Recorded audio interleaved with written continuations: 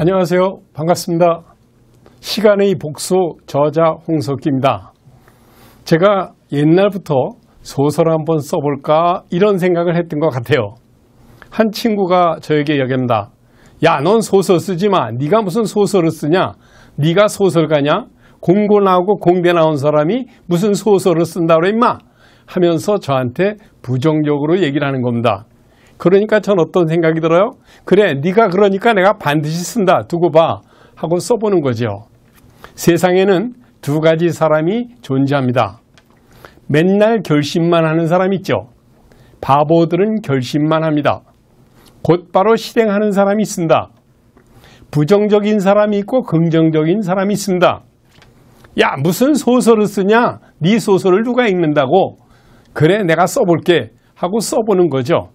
아마도 복수라는 것은 나 자신에 대한 어떤 결심, 용기, 도전 이런 것을 해내면서 남에게 보여주는 것, 그리고 그렇게 말하는 사람들을 용서하는 것, 이런 것이 복수 아닌가 이런 생각을 합니다. 오늘 아침에 뉴욕타임즈 CNN에서 동시에 보도하는 자료에 의하면 아마도 코로나 바이러스 이 팬데믹 대유행이 끝나고 나면 전 세계는 2차 세계대전 이후 대공황 이후 최고의 불황이 닥칠 거다라고 합니다. 그럼에도 불구하고 반드시 살아야 되는 그런 용기가 필요한 시대죠. 이미 미국에서도 코로나 바이러스를 통제할 수 없는 out of control 그런 상황에 이르렀다라고 얘기합니다. 지구촌에 1000만 명이 감염이 되고 50만 명이 사망하는 이런 일이 생기고 있습니다. 자, 어떤 상황인지 한번 제가 카타르의 알자지라 신문을 읽어봤습니다. 거기에 통계가 나타납니다. 사스, 메르스, 신종플루, 그 다음에 흑사병 이런 것들이 있었죠. 예전부터 보게 되면 흑사병이라든가 신종플루라든가 메르스라든가 사스라든가 이런 걸 통해서 수십만 명이 죽고 수백만 명이 죽었다는 거예요. 지금 코로나 바이러스로 50만 명이 죽었습니다. 앞으로 더 얼마나 많은 사람이 죽을지도 모르죠.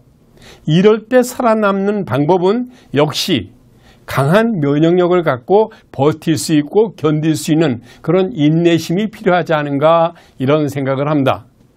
시간의 복수에서 나타나는 한 세상은 제가 살아온 인생의 70%가 그 사실적인 이야기로 덮여져 있습니다. 한번 생각해 보시죠.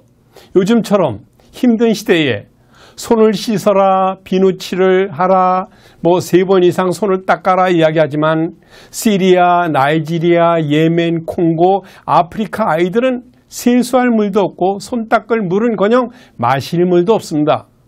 비누를 본 적이 없습니다.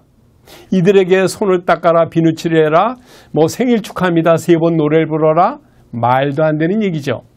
지구촌의 인간들이 이렇게 살아가고 있다는 겁니다. 대한민국도 그랬습니다. 1950년대, 제가 57년생입니다. 미군 탱크가 지나가면 헬로 기분이 짭짭, 헬로 기분이 초콜릿 하면서 살았습니다. 그런 나라가 이 지구상에서 70년 만에, 60년 만에 세계에서 가장 잘 사는 경제 대국이 됐습니다. 그때 당시에 국민소득 80달러, 북한보다 우리나라가 더 못 사는 나라였습니다. 지금 국민소득 3만 불이 넘었다고 이야기하고 있습니다. 그런 시대의 흐름을 제가 소설에 녹여냈던 겁니다.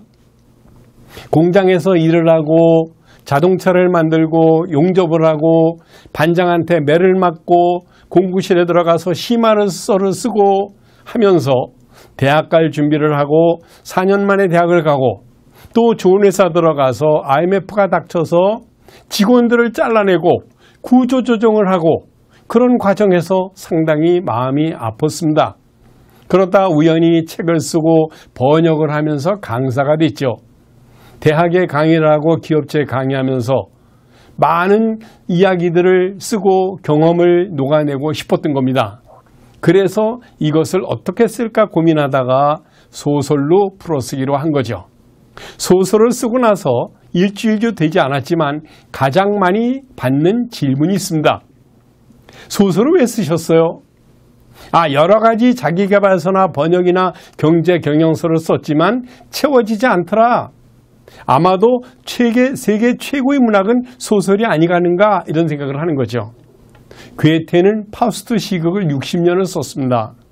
쇼펜하우어는 의지로부터 어떤 표상으로의 세계를 40년을 썼죠. 그리고 박경리 선생님은 토지를 25년 썼습니다. 제 마음속에 늘 쓰고 싶었던 이 시간의 복수 소설은 아마도 40년 이상 쓰지 않았나 이런 생각을 합니다. 그 써오게 된 사실 그 글을 쓰게 된 건 4, 5년밖에 안 걸렸지만 아마도 4, 50년 쓴 것 같다는 이런 생각이 들어요.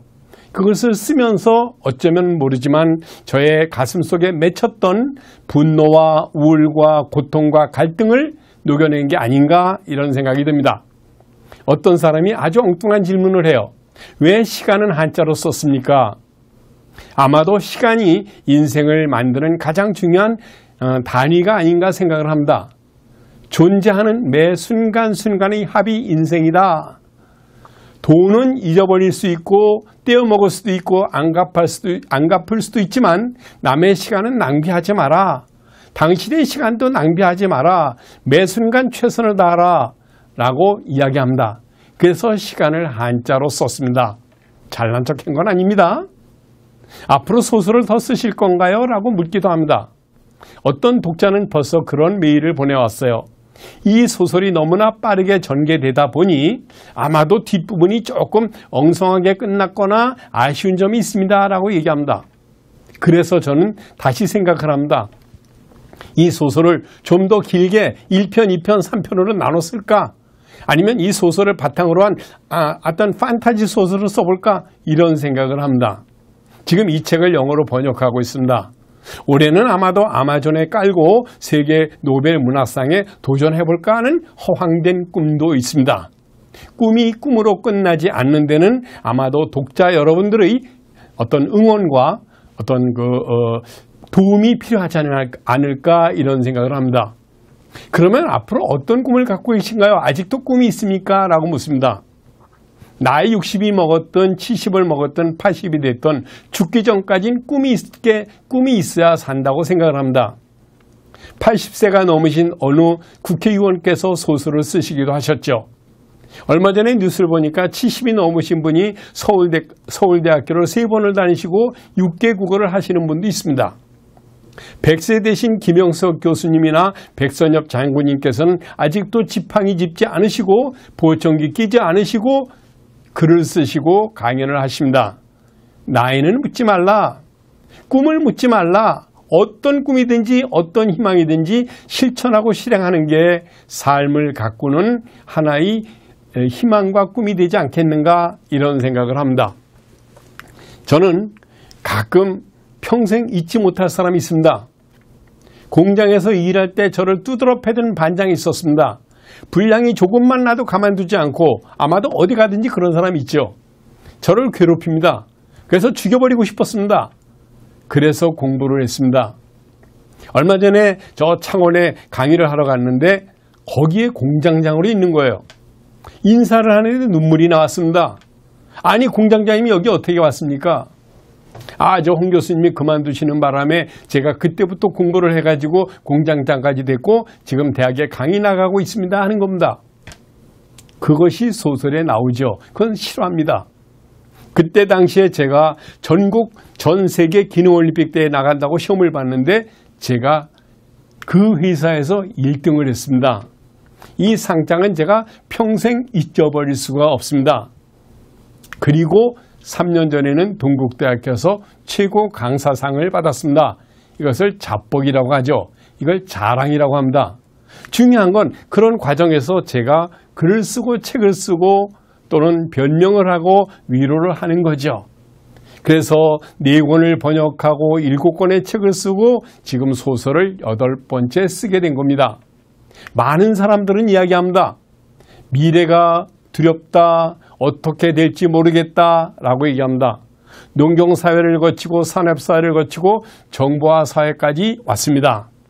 이렇게 유튜브와 사이버 세상에서 강의할 수 있는 세상을 우리는 살고 있습니다. 앞으로 어떤 세상이 될까요? 아마도 생각의 시대가 되지 않을까. 생각하지 않은 건 죄라고 얘기합니다. 많은 사람들이 생각하는 걸 귀찮아합니다. 생각하지 않는 건 죄라고 아이만 그 나치 유태인을 죽인 교수한테 벌을 내리죠. 자, 생각을 하기 위해서는 우리는 책을 읽고 공부를 해야 됩니다. 매일매일 TV를 보고 드라마만 보고 먹방만 보는 사람이 있고 노래만 부르는 사람이 있고 일요일마다 서점에 가서 책을 사고 밑줄을 치고 공부하는 사람이 있습니다. 책 많이 읽는다고 돈을 벌거나 권력 앞으로 가는 건 아닙니다. 그러나 생각을 잘하기 위해선 책을 읽고 공부를 해야 된다는 거죠. 그래서 저는 감히 말씀드립니다. 책을 읽고 공부하는 것은 인간만의 특권이다. 개나 돼지나 소는 책을 읽지 않는다, 공부하지 않는다, 책을 읽으면서 밑줄 치지 않는다 라고 생각을 합니다. 도움이 되셨나요? 이상 마치겠습니다. 시간의 복수 작가 홍석기였습니다. 고맙습니다.